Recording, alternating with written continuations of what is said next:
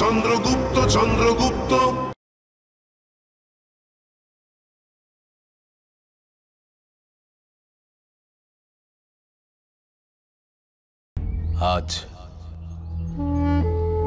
আজ আমি একটা কথা শিখেছি। যুদ্ধে লড়ার কোনো সহজ আর মানবিক রাস্তা সম্ভব নয়। যুদ্ধ তো যুদ্ধই।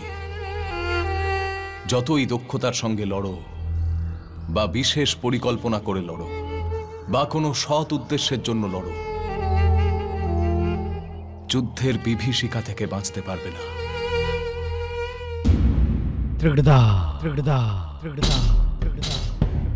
মহারাজ, একে নিয়ে কি করব?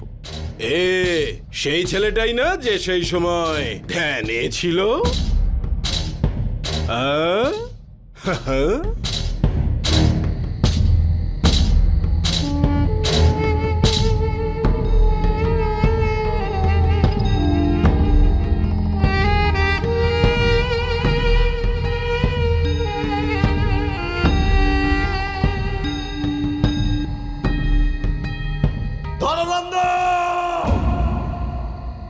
তুই আমাকেই খুঁজছিলিস, তাই তো? এই দেখ দেখ, আমায় তোর কষ্ট সহ্য করা এক অসহায় মায়ের ছেলে চন্দ্রগুপ্ত। আর এইবার তোকে শেষ না করে মগধের মুক্তি সম্ভবই নয়। সেই জন্য আজ সমগ্র মগধবাসীর সামনে আমি প্রতিজ্ঞা করছি যে আমি চন্দ্রগুপ্ত যতক্ষণ না তোকে শেষ করছে আমি শান্তিতে থাকবো না। গিয়ে খোঁজো ওকে, বাড়িতে বাড়িতে গিয়ে খোঁজো। আরে চাইলে পুরো নগরকে আগুনে পুড়িয়ে দাও, নতুন পাটলিপুত্র বানাবো আমি, কিন্তু এই দুজনকে ছাড়বো না আমি। দাদা টিকট দাদা টিকট দেই।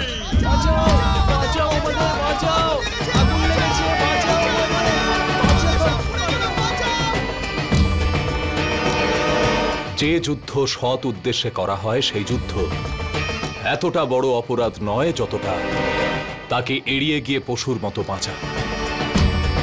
তুমি মগধের জনতাকে সম্মানপূর্বক বাঁচার স্বপ্ন দেখিয়েছ। এরকম স্বপ্ন বিনামূল্যে পূরণ হয় না।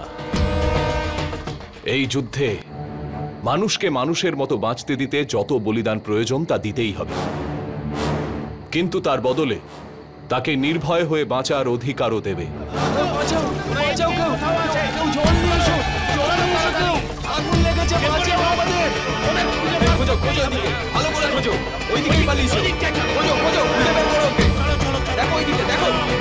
আমাদের এক্ষুনি পাটলিপুত্র থেকে বেরিয়ে যাওয়া উচিত। আমরা যতক্ষণ এখানে থাকবো ততই বিপদ আমাদের ঘিরে ধরবে।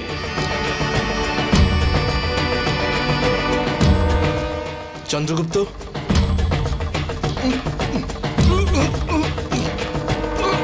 তোর জন্য আমার আচার্যকে নরকের যন্ত্রণা সইতে হয়েছে।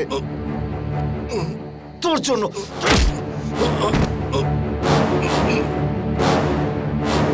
আমি চন্দুর মতন বীর আর সাহসী তো নই, কিন্তু সময় থাকতে আমিও যদি আপনার মতন গুরুর আশীর্বাদ পেতাম তাহলে কে জানে আমিও জীবনে কিছু হতে পারতাম। তুমি এই সৈনিকদের হয়ে কাজ করো না? হ্যাঁ। তাহলে তোমার জন্য একটা পরিকল্পনা আছে আমার কাছে।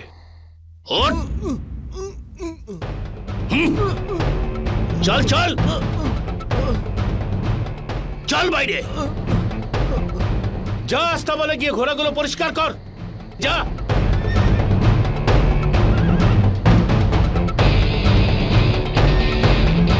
আসুন আচার্য।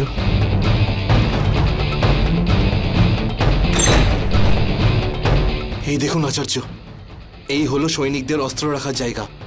এটা উপযুক্ত জায়গা, আপনারা এইখানেই লুকিয়ে থাকতে পারেন। চলুন আচার্য।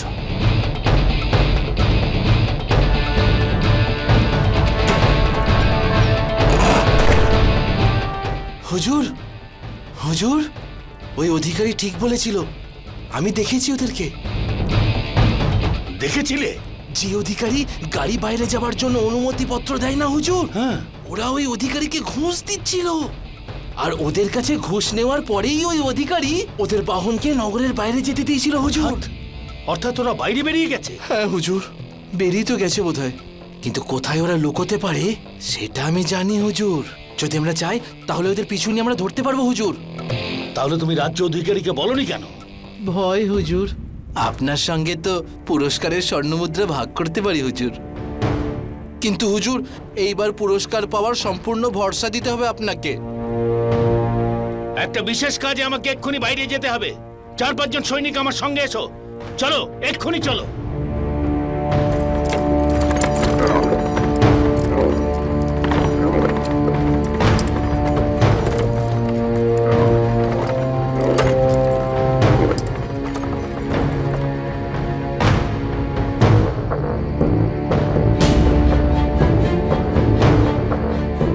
যেতে দাও আমাদের কাছে বাইরে যাবার জন্য অমর্ত্য প্রমুখের আদেশ আছে।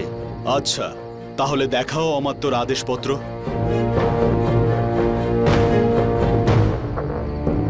আদেশটা মৌখিক, আমাদের কাছে লিখিত আদেশপত্র নেবার সময় ছিল না, বুঝেছো? যে দায়িত্ব আমার উপর রয়েছে সেটা আমি নিশ্চয়ই করব। এটা বিশেষ সেনা অধিকারিকের বাহন, এর তল্লাশি আমি নিজে করব।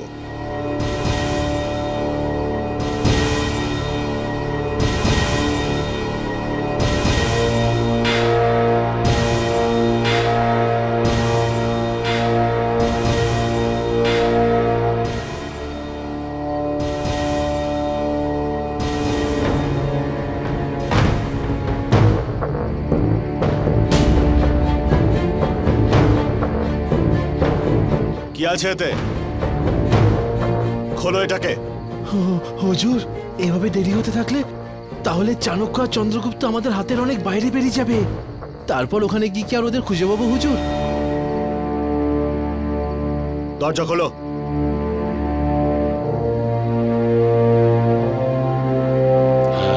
একবার আমার সঙ্গে এসো, এসো।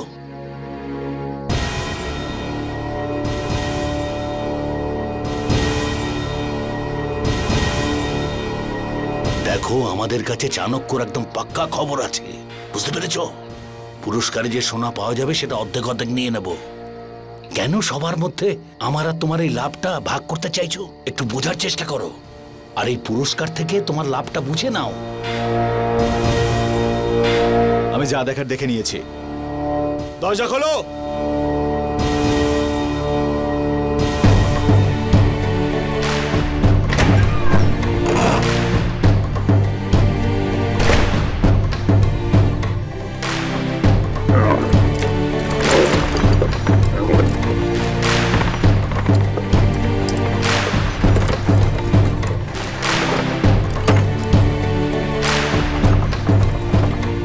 দরজাটা বন্ধ করো।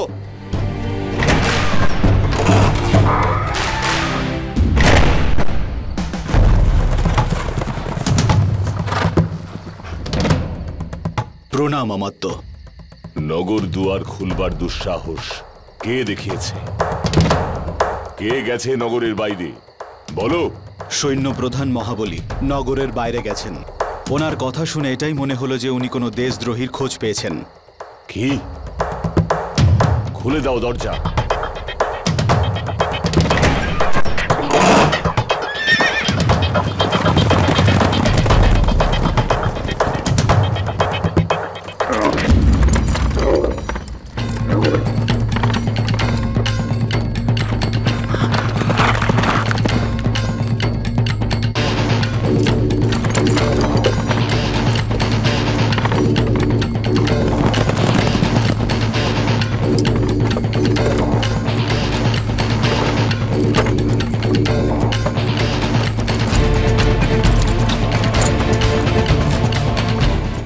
হুজুর থামতে বলুন, থামান।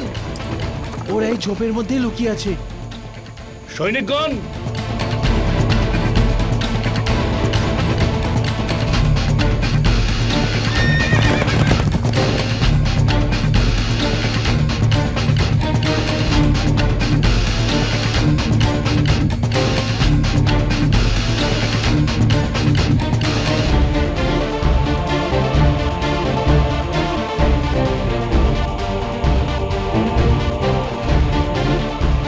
আমরা সব দিকেই খুঁজে দেখেছি, এখানে কেউ নেই।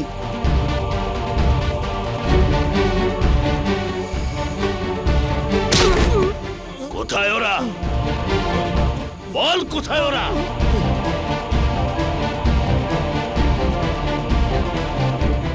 এখানে আমি।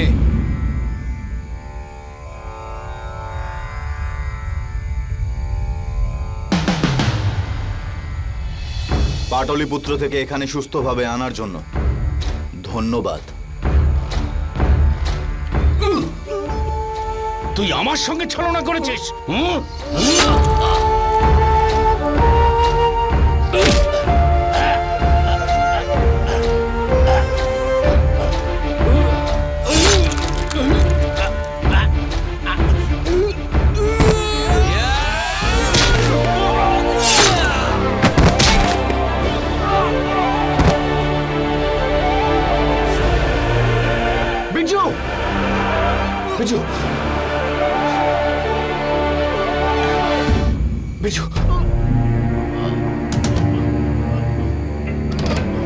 প্রতিজ্ঞা কর চন্দু, আমাদের সবাইকে দাসত্বের জীবন অতিবাহিত করতে বাধ্য করেছিল যে ধননন্দ, তুই যে কোনো মূল্যে প্রতিশোধ দিবি।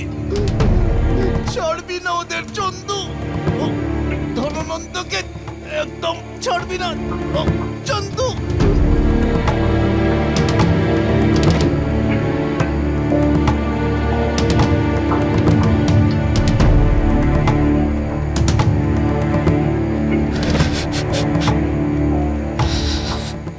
সবাইকে দাসত্বের জীবন অতিবাহিত করতে বাধ্য করেছিল যে ধননন্দ, তুই যে কোনো মূল্যে প্রতিশোধ দিবি।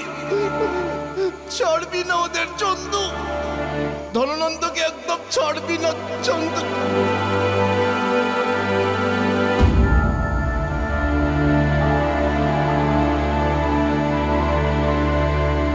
যে কোনো সমাজে যখন ব্যবস্থা পরিবর্তনের জন্য লড়াই হয়, তখন ইতিহাসে চিরকালই কিছু নাম লেখা হয়, যেসব নামের পিছনে অগুন্তি নাম থেকে যায়, যারা নিজেদের সর্বস্ব নিবেদন করে থাকে, কিন্তু ইতিহাসে তাদের নাম থাকে না।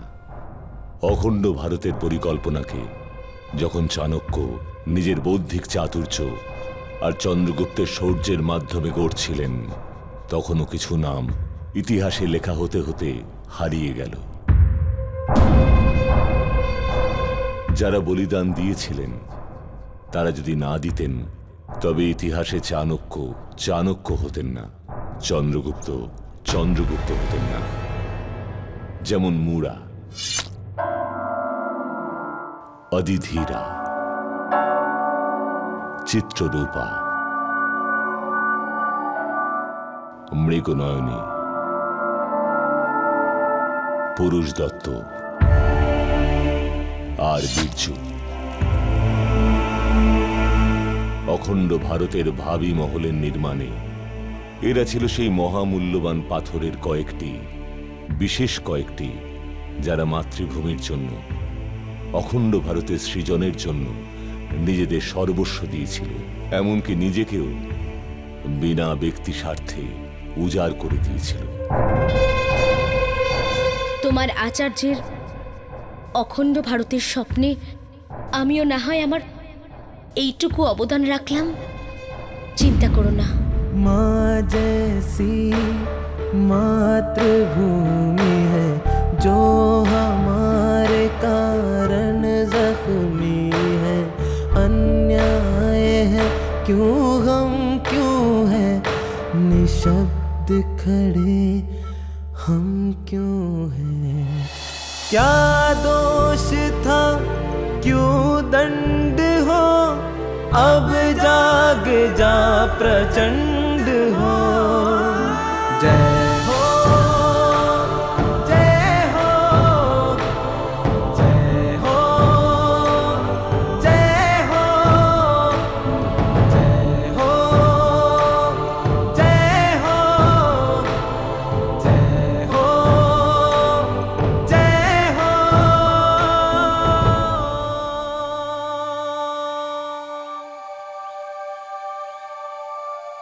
ওঠো চন্দ্রগুপ্ত।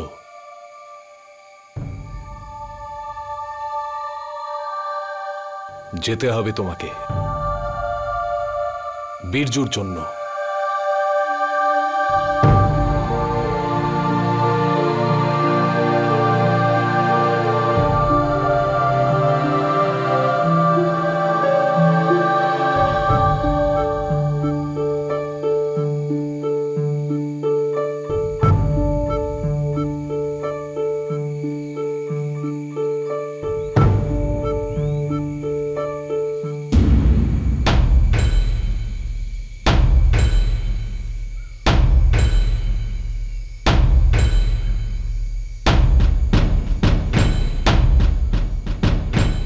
পরিণতি ধননন্দেরও হবে।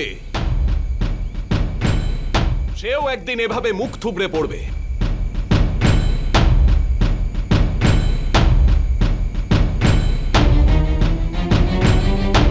এই পরিণতি ধননন্দেরও হবে। সেও একদিন এভাবে মুখ থুবড়ে পড়বে। ধননন্দ মগধ নয়।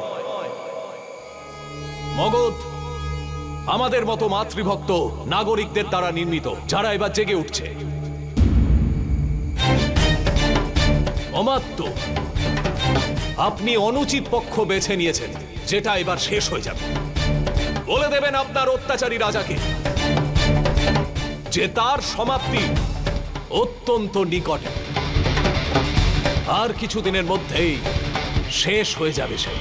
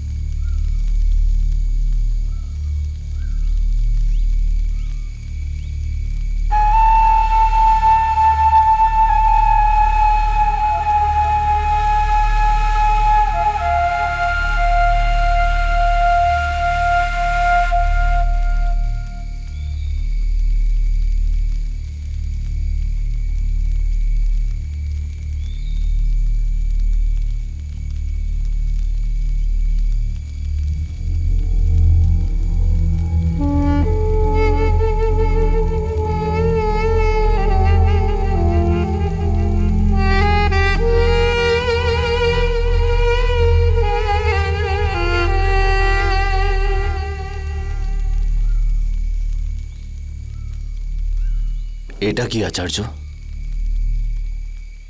এটা পাটলিপুত্রের রাজপ্রাসাদ,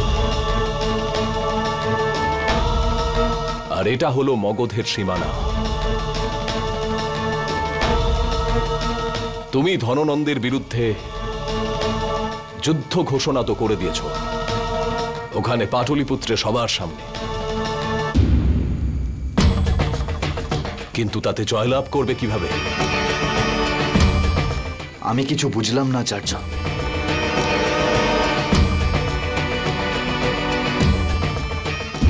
তুমি এই যুদ্ধে কিভাবে জিতবে চন্দ্রগুপ্ত? কি পরিকল্পনা আছে তোমার? কি যুদ্ধনীতি গ্রহণ করেছো তুমি? পরিকল্পনা, শুদ্ধ নীতি? আমি তো সোজা ওই ধননন্দকে আক্রমণ করব, ওর বুক ছিঁড়ে ওর পাষাণ হৃদয়টা বের করে আনব। আচার্য, আমরা ন্যায়ের পক্ষে আছি, লোকহিতের পক্ষে আমরা, সত্যের পক্ষে আমরা। তাহলে আমরা কি করে পরাজিত হতে পারি? কেবলমাত্র সাহসী কথাবার্তা আর ক্রোধের দ্বারা যুদ্ধে জেতা যায় না। নিজের পক্ষের সত্যতা এবং দৈব আশীর্বাদের দ্বারাও যুদ্ধে জেতা যায় না। যুদ্ধ ব্যক্তিগত বীরত্বের দ্বারাও জেতা যায় না। যুদ্ধ কোনো শান্ত জলধারায় মনোরঞ্জক নৌকোবিহার নয়। যুদ্ধ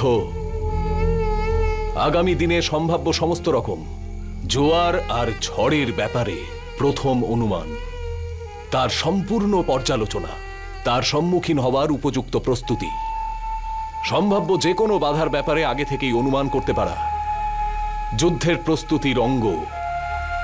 অক্ষম আর ক্রুদ্ধ সেনাপতি, বিশ্বাসঘাতক সঙ্গী, দুঃখজনক আর বিস্মিত করার মতো ঘটনা, তথ্যের পর্যালোচনায় সম্ভাব্য ভুল, কত বাধা সৃষ্টি করতে পারে এই যুদ্ধে। আমি এই বাধাগুলির বিষয়ে ভেবেই পাটলিপুত্রে যা প্রস্তুতি নিয়েছিলাম তা সব নষ্ট হয়ে গেছে। বেঁচে আছে দুটি জিনিস, আমার বুদ্ধি আর তোমার সাহস। একটা যুদ্ধে জেতার জন্য এটা যথেষ্ট নয় চন্দ্রগুপ্ত। আপনি কি বলতে চাইছেন আচার্য? আমরা পরাজিত হয়ে যাব? যদি আমরা এটা ভেবে নিই যে আমরা দুজনে মিলে ধননন্দকে শেষ করতে পারব, তাহলে নিশ্চিতভাবেই আমরা পরাজিত হব।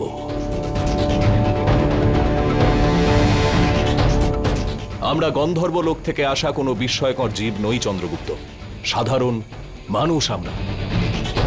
আর আমরা সম্মুখীন হব মগধের মতো একটা শক্তিশালী রাজ্যে। তাই প্রথমে আমাদের যুদ্ধে লড়ার মতো রসদ জোগাড় করতে হবে, যা জোগাড় করার জন্য আমাদের ধন চাই, অস্ত্র চাই, সেনাবাহিনীর জন্য উপযুক্ত ভোজন চাই, সঙ্গী চাই যারা যুদ্ধে আমাদের সহযোগিতা করবে। তাই সঠিক পরিকল্পনা, নীতি আর উপযুক্ত পদক্ষেপ চাই। শত্রুর সম্ভাব্য সমস্ত ব্যূহ রচনাকে বুঝতে হবে, তবেই তাকে উপযুক্ত উত্তর দিতে পারবো আমরা। গুপ্ত যুদ্ধনীতি, এই সীমিত পরিকাঠামো নিয়ে এটাই একমাত্র উপায়। ধননন্দের ওপর আক্রমণের জন্য এটাই আমাদের নীতি হওয়া উচিত। এই নীতির দ্বারাই আমরা মগধের প্রাণকেন্দ্রে অর্থাৎ পাটলিপুত্রে অধিকার কায়েম করব। সম্পূর্ণ প্রস্তুতির পরেই আমরা যুদ্ধের কথা ভাবতে পারি।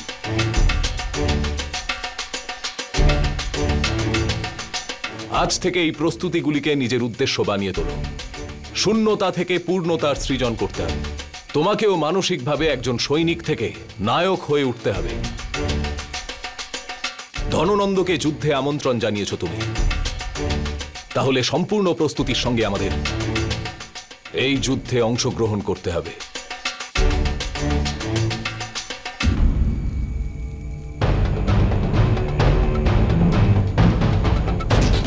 আদেশ করুন আচার্য, আমার কি করা উচিত? এখন আজ থেকে তোমার নিজের একটা নতুন সেনাবাহিনী তৈরি করার যাত্রা শুরু হচ্ছে চন্দ্রগুপ্ত।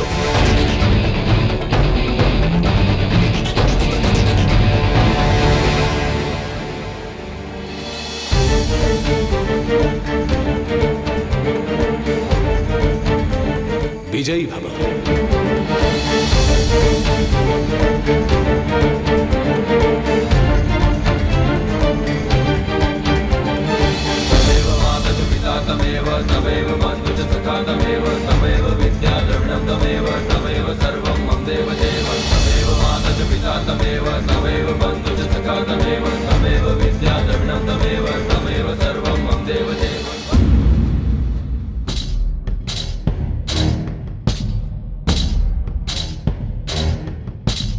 নিজের চালাক চতুর কথা দিয়ে সবাইকে বোকা বানানোর জন্য, কারোর আদেশ পালন না করার জন্য, যে কারোর গলা কাটার জন্য, এই সব কিছুর জন্য তো ঈশ্বর নিজেই আমাকে পাঠিয়েছেন।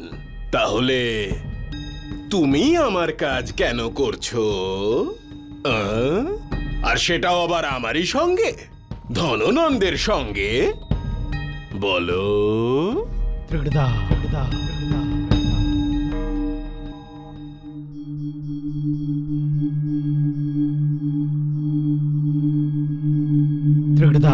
খারাপ কাজ, তাই না?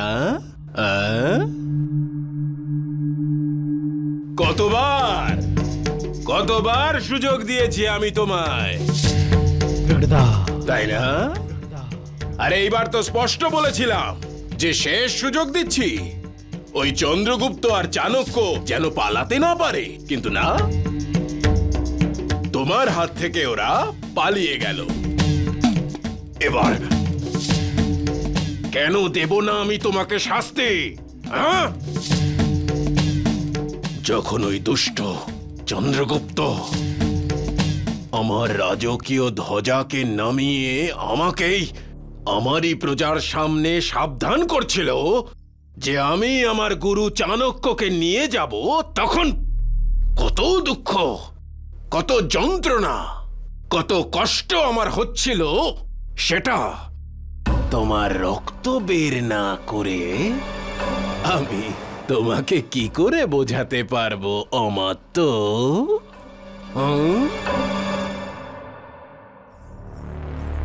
আমি তোমাকে কি করে বোঝাতে পারবো অমাত্য?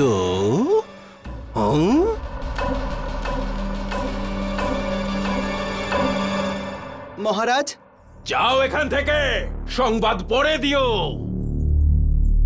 আগে চন্দ্রগুপ্ত আর চাণক্যর খোঁজ পেয়ে গেছি মহারাজ।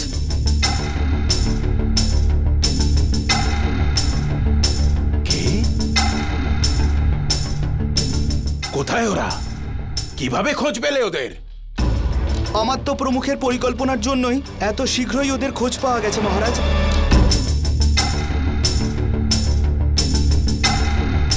অমাত্য প্রমুখের আদেশেই সঙ্গে সঙ্গে মগধের সমস্ত গ্রাম, সমস্ত জায়গায় আমাদের সচেতন করে দেওয়া হয়েছিল মহারাজ। আর সেখান থেকেই আমরা খবর পাই যে চাণক্য আর চন্দ্রগুপ্তকে বিন্ধ্য পর্বতের পাশের ঘন জঙ্গলে প্রবেশ করতে দেখা গেছে মহারাজ। কি? বিন্ধ্য পর্বতের জঙ্গলে? হ্যাঁ মহারাজ। শুনলে তুমি অমাত্য? বিন্ধ্য দাদা টিকট ধা টিকট ধে।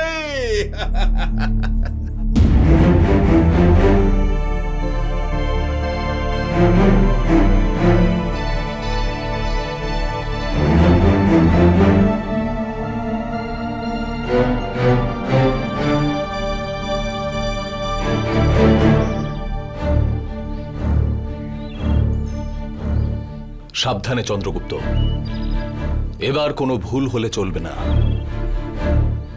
অখণ্ড ভারতের স্বপ্নকে পূরণ করার জন্য নিয়তি প্রতি পদক্ষেপে আমাদের পরীক্ষা নেবে। প্রতিটি পরীক্ষায় উত্তীর্ণ হতে হবে আমাদের। ধননন্দের বিরুদ্ধে সেনাবাহিনী নির্মাণ করতে হবে। এটাই হলো আমাদের প্রথম পরীক্ষা। হ্যাঁ আচার্য, কিন্তু আপনি কোন জঙ্গলে আমায় নিয়ে এলেন? দুদিন হলো হেঁটে চলেছি, কোনো মানবই দেখতে পাইনি, শুধু কয়েকটা জঙ্গলি পশু দেখেছি। এখানে আমরা কি করে বানাবো আমাদের সেনা?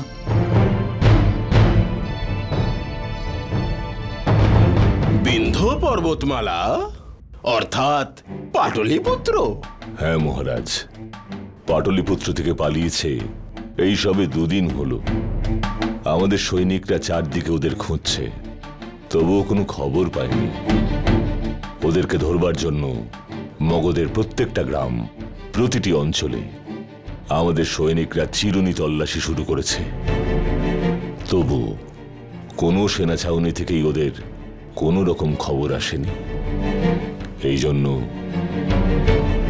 একটা সম্ভাবনাই দেখা দিচ্ছে।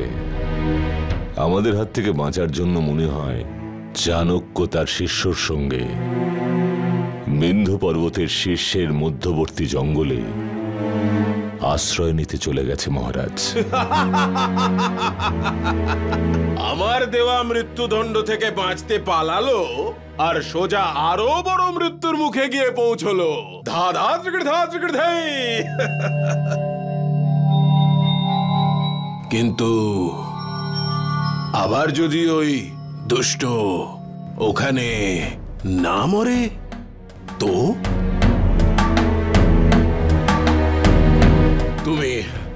তুমি এমন কিছু করো আমার তো, যাতে ওরা ওখানে ওই জঙ্গল থেকে বেরিয়ে আবার এখানে চলে আসে। যাও, ধরো ওদের, সৈনিক পাঠাও, যত ইচ্ছে পাঠাও। তুমি জানো তো আমার তো, ওদেরকে না মেরে আমি শান্তিতে বাঁচতে পারবো না। ওখানকার জঙ্গল আর বিন্ধ্য পর্বতের ক্ষেত্রটা খুবই দুর্গম মহারাজ। পদে পদে ওখানে ভয়ানক জন্তু জানোয়ারের উপদ্রব। আর তার থেকেও বড় সমস্যা হলো ওখানকার আদিবাসীরা। সাহসী থেকে অতি সাহসী যোদ্ধারাও ওই বিরল আদিবাসী ক্ষেত্রে পা রাখতে ভয় পায়। ওই আদিবাসীরা যে কোনো আধুনিক মানুষকে দেখলেই তাকে মেরে ফেলে মহারাজ।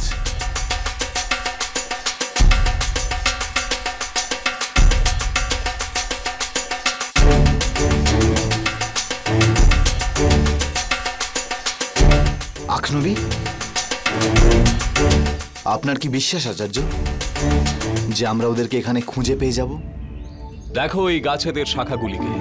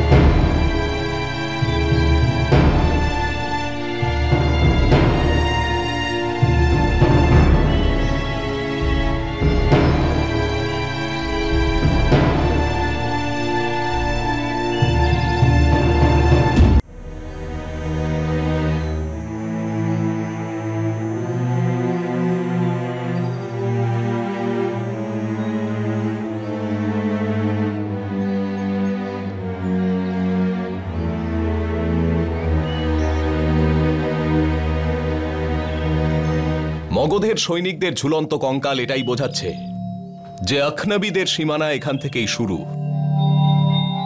আখনাবিরা অপরিচিত বা দিগ্ভ্রান্ত গ্রামবাসীদের জন্য সংকেত দিয়ে রেখেছে যে এই অঞ্চল ওদের, এখান থেকে দূরে থাকো।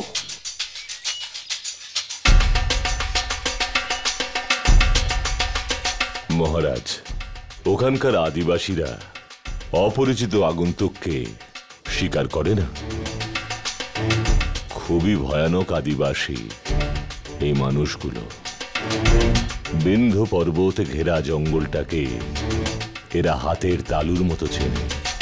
এরা কারোর কোনো আধিপত্য স্বীকার করতেই চায় না। ওরা মগধের অস্তিত্বই স্বীকার করে না।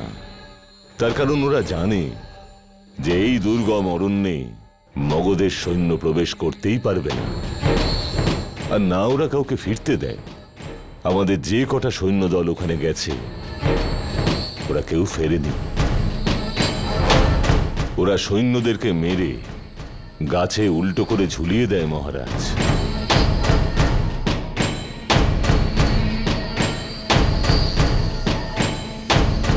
আচার্য, যখন এরা কঙ্কাল ঝুলিয়ে বার্তা পৌঁছেই দিচ্ছে যে এখান থেকে দূরে থাকো, তাহলে আমরা কেন যাচ্ছি?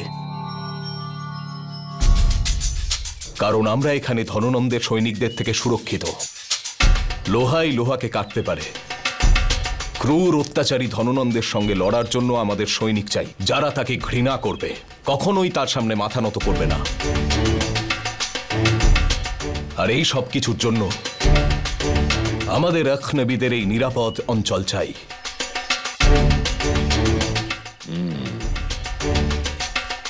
এটা একটা সমস্যা বটে।